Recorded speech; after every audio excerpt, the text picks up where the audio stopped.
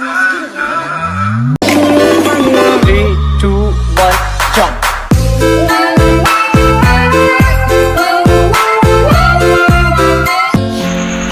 Assalamualaikum warahmatullahi wabarakatuh. Perkenalkan, nama saya Damar Mas Pramana. Saya mahasiswa dari Universitas Muhammadiyah Sumatera Utara. Di kesempatan kali ini saya akan menjelaskan hasil pekerjaan saya di ujian akhir semester pada mata kuliah Arsitektur, Teknologi, dan Informasi.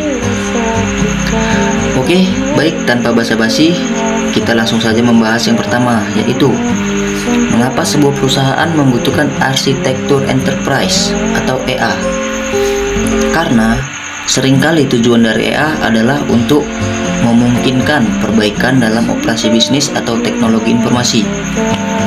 Topik ini mencakup bagaimana mengembangkan EA untuk menganalisis yang mengarah kepada peningkatan operasi bisnis.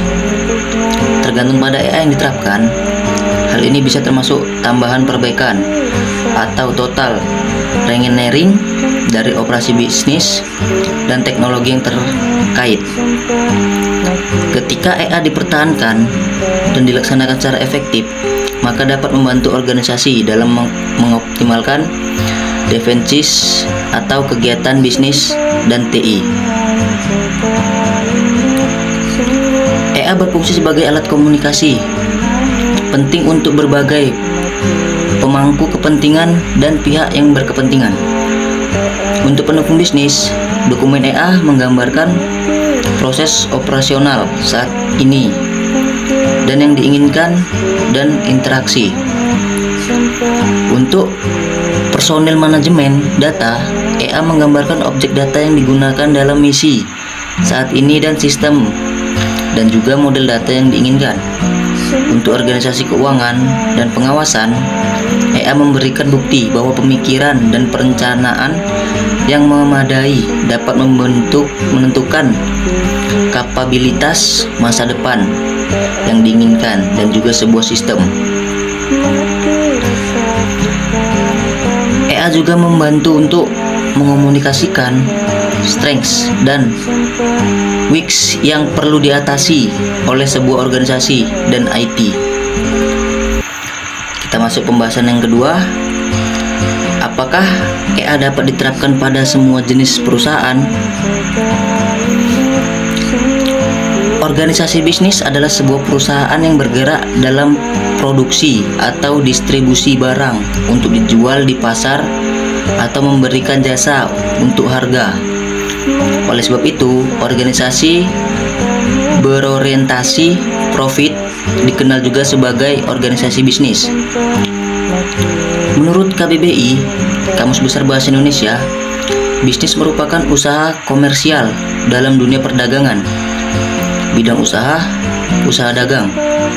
Sumber dana organisasi bisnis berasal dari penanaman modal investor, pinjaman, dan keuntungan dari kegiatan bisnis yang dijalankan. Organisasi dan enterprise memiliki kemiripan dalam hal kedua-duanya adalah merupakan jenis entitas sosial yang memiliki budaya, memiliki struktur secara formal atau informal, tujuan aktivitas dan sumber daya. Perbedaannya adalah enterprise dapat didefinisikan sebagai sebuah bagian dari organisasi atau dapat melibatkan beberapa organisasi. Selain itu, enterprise juga dapat diartikan sebagai suatu usaha yang mengambil bentuk organisasi yang bersifat fisik, bangunan di lokasi geografis tertentu maupun secara maya melalui koneksivitas jaringan, di mana lokasi fisik bukan bagian terpenting. Berdasarkan teori di atas, organisasi bisnis adalah sebuah perusahaan yang mengolah sumber daya yang dimiliki menjadi barang dan jasa untuk dijual kepada konsumen dengan tujuan menghasilkan keuntungan untuk masa depan. Organisasi bisnis terdapat dalam divisi atau departemen di dalam sebuah perusahaan untuk meningkatkan kinerja dan saling bersinergi satu dengan yang lainnya dalam mencapai tujuan dari perusahaan. Dan dengan demikian, perusahaan dapat disimpulkan sebagai entitas yang terlibat dalam kegiatan ekonomi baik secara fisik maupun maya melalui sebuah jaringan yang memiliki tujuan dasar yang sama dan hubungan satu dengan yang lainnya. Dari keterangan di atas dapat kita simpulkan bahwa EA dapat diterapkan pada semua jenis perusahaan. Kita masuk pembahasan yang kedua. Jelaskan presentasi atau jurnal kalian.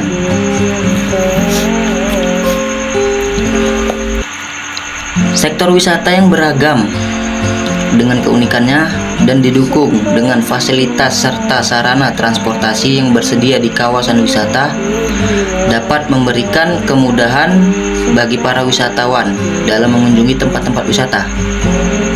Perkembangan teknologi informasi dan komunikasi yang ditandai dengan adanya internet nyatanya telah membawa masyarakat pada babak era baru.